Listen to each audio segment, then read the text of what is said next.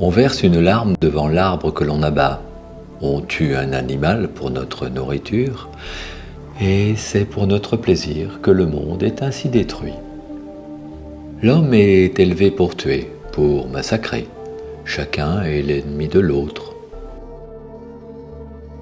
La technologie de pointe et les machines remplacent les outils traditionnels de l'homme.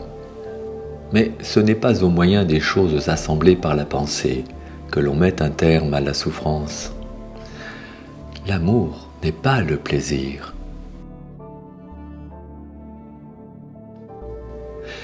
Elle est désespérée. Elle s'épanche dans un flot de paroles racontant tout ce qu'elle a enduré. D'abord un décès, puis les inepties de ses enfants, leurs engagements politiques, leur divorce et leur frustration, l'amertume et la totale futilité de toute vie dépourvue de sens.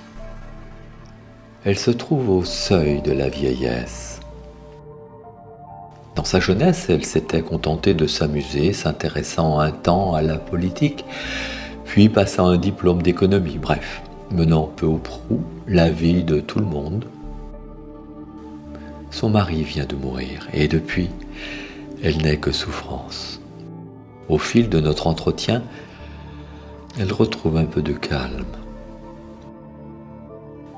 Écoutons ce qui se dit tout simplement.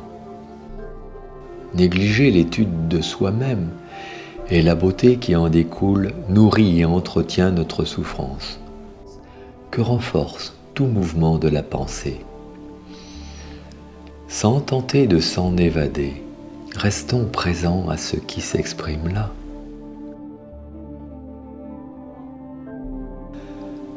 L'amour véritable ignore la souffrance.